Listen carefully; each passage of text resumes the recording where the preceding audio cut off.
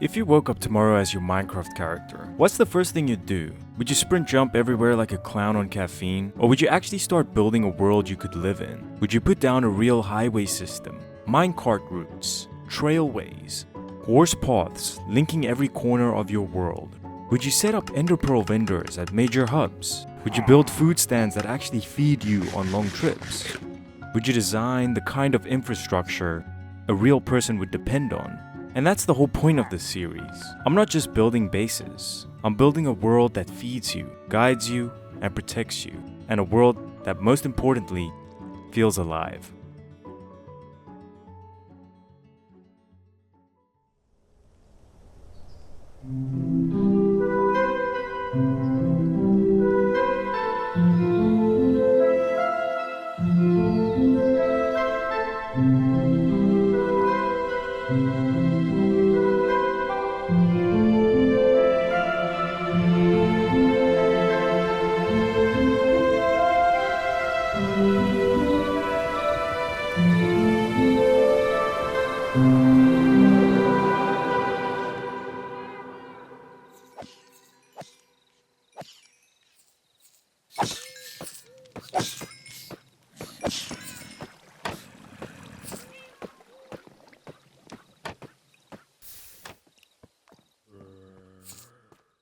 Guys, before I start with this video, let me address the very obvious elephant in the room right now.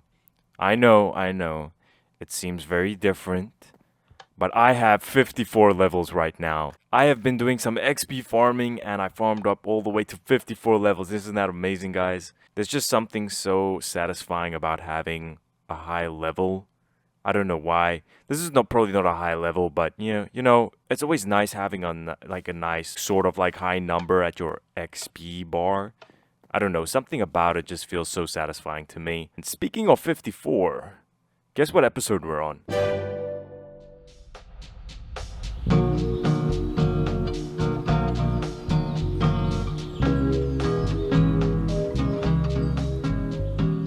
So guys, Pinerust is starting to become a very well-established area. And, you know, throughout this entire time of me building stuff in this town, I've been annoyed, or I would say bothered, by a little someone that has been flying around this entire time. That Ghast over there. I feel like this big guy hasn't had a place to stay for a long time, and I thought, let's build a docking area for this guy.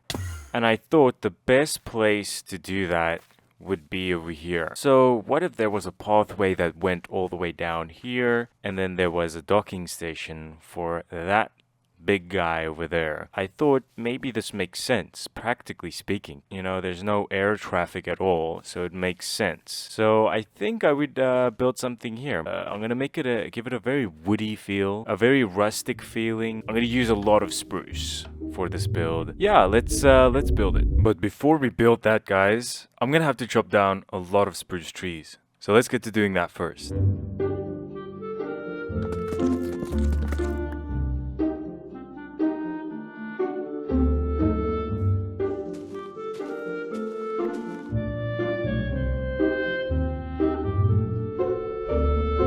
The island seems a lot smaller than it used to be. Even then, there's still a lot of space here. But yeah, it took a while for me to chop down all these trees. I eventually got it done. Throughout chopping down the trees, I listened to The College Dropout by Kanye. I was just blown away when I listened to that album. It is so good. I would definitely recommend go listen to The College Dropout. It is such a good album. But with that being said, let's get back to building this docking station for that Ghast over there behind me.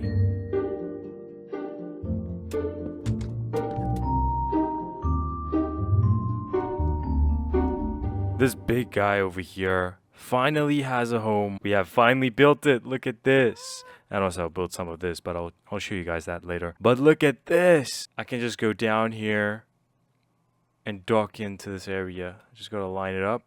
Boom, I'm docked in. Maybe let's just turn around this way so he faces that way. Boom, facing that way. Boom, locked in. Bam, Look at that. Locked in. Now I can just, go down here, down this ladder. Look at how this looks. I think it's very nice. As I mentioned, I just went for a really rustic look. There was a lot of strip spruce, a lot of spruce stairs, fences, oak logs, mangrove logs, and a lot of campfires up top.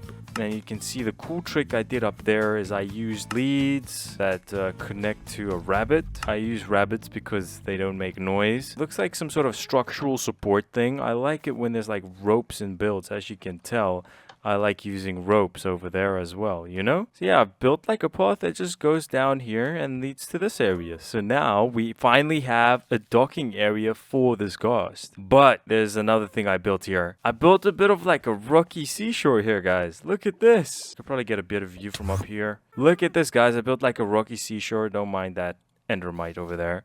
As you guys are able to tell, around these rocks, there is a lot of these stone buttons that I use for like stones or pebbles. I thought, okay, I can't do that. And the second best thing I thought of was, hey, what if there was just andesite walls just sticking out? So it looks like there's tiny little specks of stones sticking out of the shore here. I did this across the entire shoreline and I think it looks very nice. But it's not just that. If you walk down here, there's a very faint path. If you keep following it, it will lead to this area over here, which is a nice little fishing spot. You can hop in your boat and then you can fish. You can catch something. Ooh, look at that raw cod. If you really use your imagination, this is just a chair. And you have a backpack behind you, keeping all your stuff that you catch. This is the area. What do you guys think of this? I just added like a boat here with a lead, so it's like it seems like it's the tides of the ocean don't take these boats away. Pinerust is getting so big, and there's no fishing spot for this place yet, so I decided, hey, why not just do it in this little corner over here? But guys, this was just me warming up. The real challenge for today sits on the other side of town.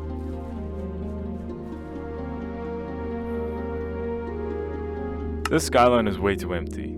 Let's fix that.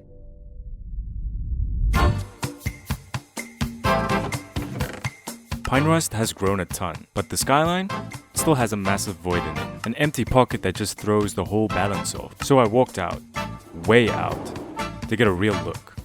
From a distance, you can see everything honestly. And that's when it hit me. This gap is screaming to be filled. Before I build anything big, I do a quick silhouette test. Nothing fancy, just scaffolding pillars marking where the structure might stand. Then I back off 100 meters or so and judge it like an actual skyscraper would be judged. Does it sit right in the skyline? Does it balance the other buildings? Does it belong here? And this time, the silhouette lined up perfect. So with that green light, I still needed to figure out what this building actually is. So the silhouette checks out, but a good silhouette isn't a building. It's just the promise of one.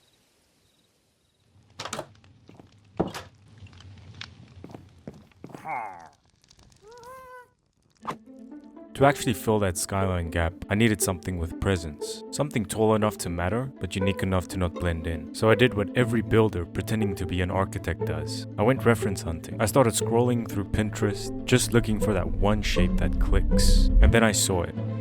A structure that matched the silhouette, fit the height, and actually belonged in Pinerust. This was the backbone of the build.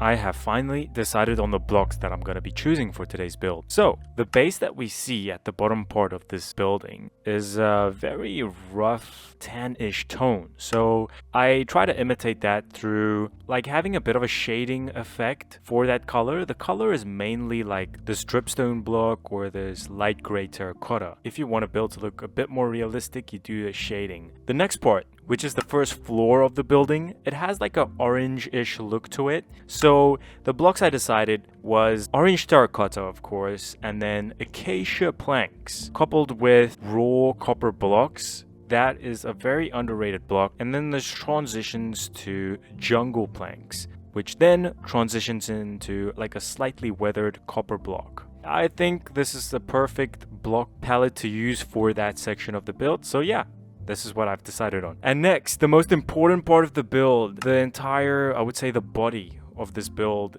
is just going to consist of stripped spruce and pale oak logs. Stripped pale oak logs specifically. I try to stay very minimal, no shading, no gradients, nothing, no texturing, because we're gonna add trimming. A lot of trimming on this white area because it is a Tudor style building. So we're gonna add trimming through signs, through trapdoors, shelves, but most importantly, we're gonna add my old trusty technique, banners. I almost forgot about another thing which is very important, which is the roof. It's just gonna consist of deep slate bricks.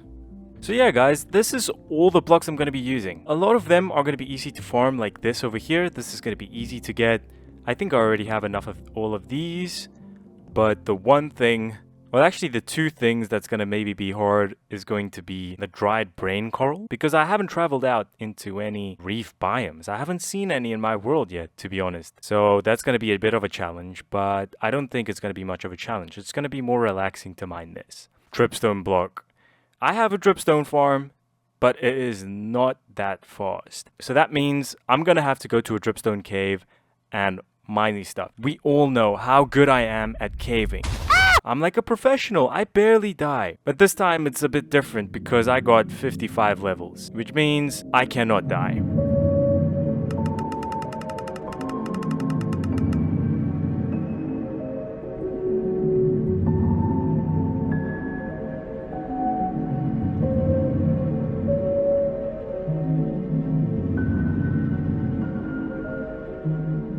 So we are in the caves. There's a dripstone cave down here, which I did mine in a previous episode, but I've come back to mine more and not die.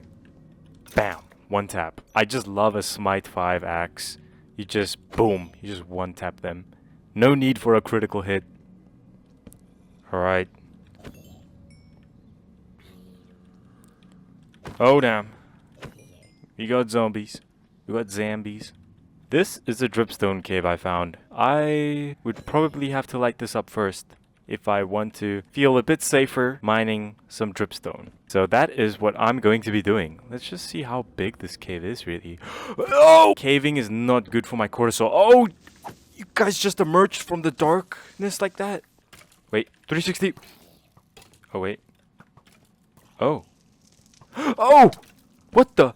Ah! I'm gonna die! Let's take you on one by one. 360, boom. 360, boom. You know, we do this in style. There's no other way. Sinnoh is the fearless king.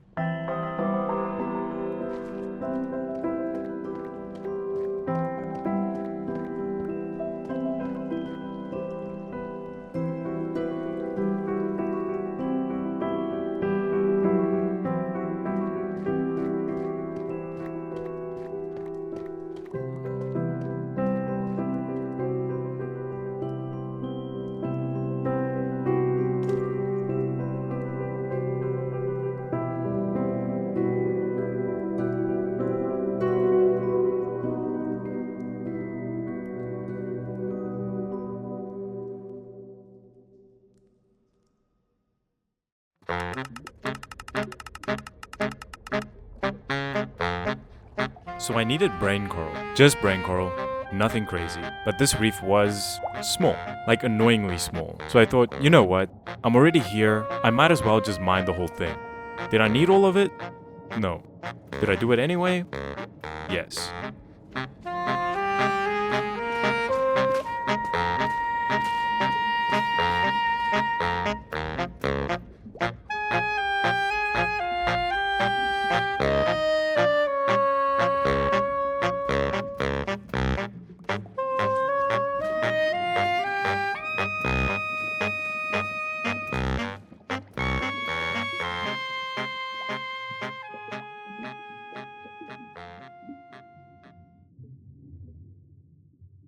So after an entire hour of mining this coral reef, I finally cleared out everything, as you guys can see. It went a lot faster than I expected. Yeah, so I filled up like 3 shulker boxes and like got a little bit more in this one. And I think we got a fair bit amount of coral blocks, which is very nice. I don't know what I'm gonna do with all of this, but the main block I came for was just the brain coral block. That's the fan favorite coral block everybody likes using for builds. At least I got a few stacks of those and a bunch of other stuff like fans and different coral, like coral plants and all that. So yeah, that's cool. Let's get back to the build.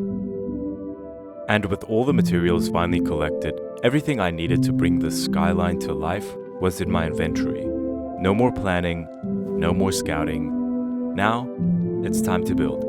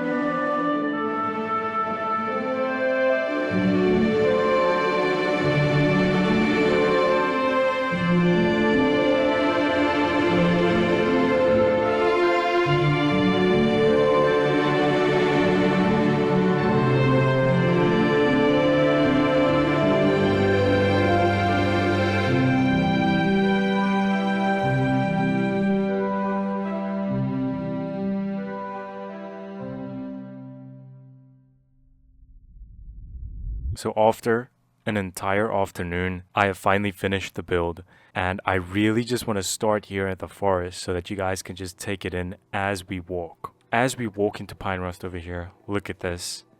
You just keep walking, and you keep walking, and it just opens up into this beautiful sight line over here. It is gorgeous. I love it. Before we get closer to it, let's just take it in from a distance. See, this is exactly what I meant about planning out the skyline.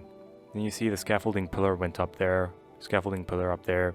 So then just worked around that, and I think it came out perfectly. But you see how the fish inn just blocks the entire building? It's sort of like a good marketing tactic for this business over here. It's really interrupting the view, saying, hey, look at us, we're a fish inn. Come visit us, come buy our fish, come buy our drinks. And then boom, it opens up to this again. And then you walk down the street and man, it looks magnificent. So as you guys can see over here, I did the base area with this block palette over here that I mentioned. And then that midsection over there, I did this block palette. And then the top part, you can see I did this. So it all just comes together and I just want to just walk around it slowly. Ignore that. But yeah, if we walk around, look here, the other side is also complete. It looks great from all angles, I would say. So as you come out of the lighthouse building over here, you're just greeted with this lovely view of this building over here. The Tudor Mansion. I'm just gonna call it the Pinerust Tudor Mansion. There was like a stone brick-ish, stone cobble section on the building, so I try to recreate that as well. But I added a bit of like a sign trimming on the sides as well. That's a bit of an extra thing that I added. If we go inside, the interior is somewhat done. I'm still not sure about what I'm gonna be doing with this interior yet. I still need to find a use for it. But if we go up here, here's a nice little room.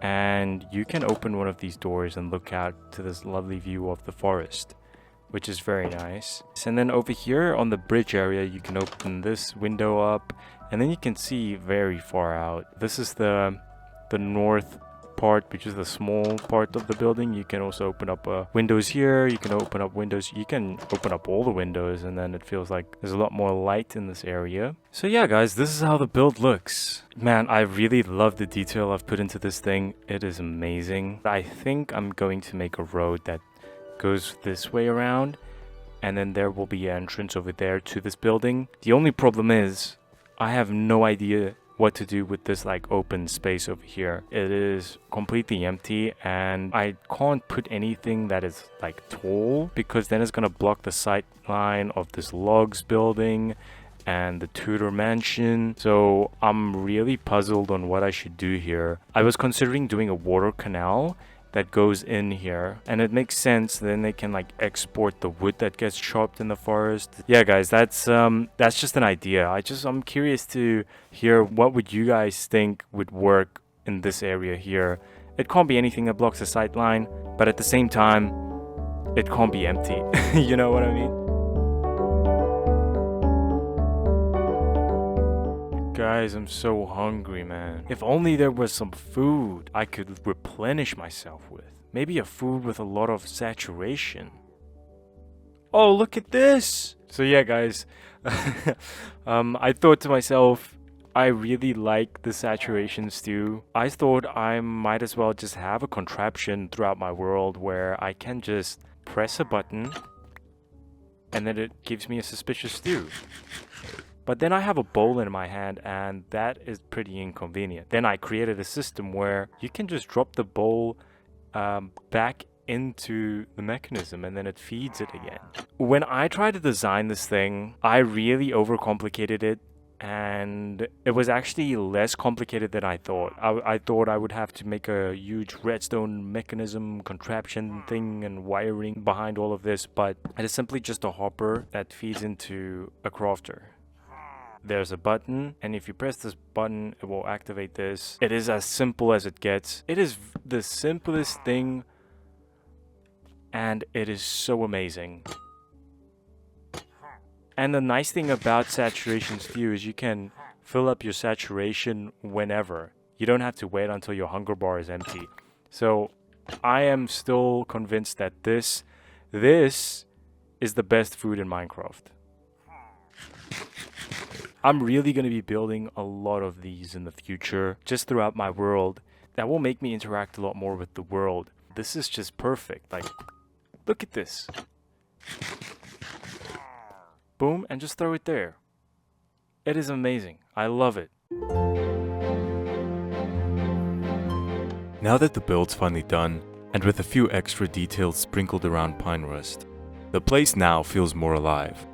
But something's pulling me out of here. It's time to start a new chapter somewhere else.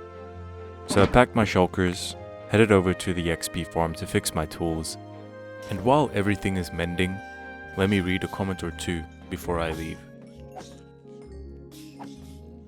First comment we got from Cronum. All of these videos are such a big inspiration to me. I especially love the trees and wool designs you use.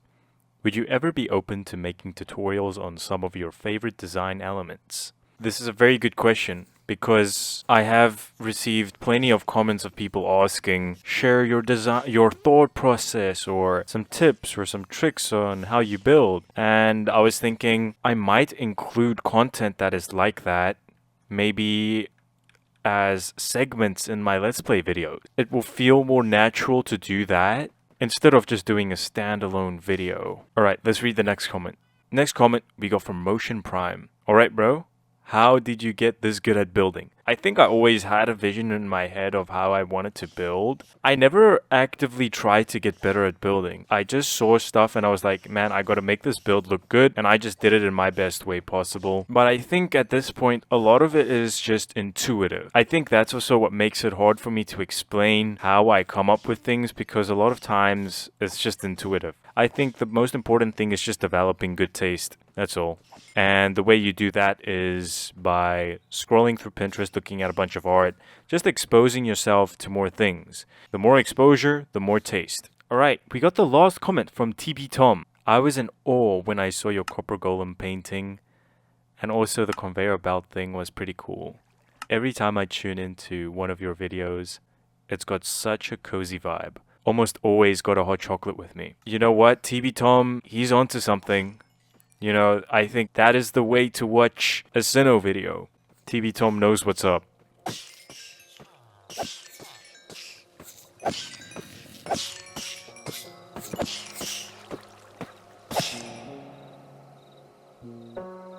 Pinerust is in a good place for now, so I'm heading north. New biome, new mood, new chapter. I don't know exactly what I'm building yet, but I know it's going to feel completely different. Thanks for hanging out. I'll see you on the other side.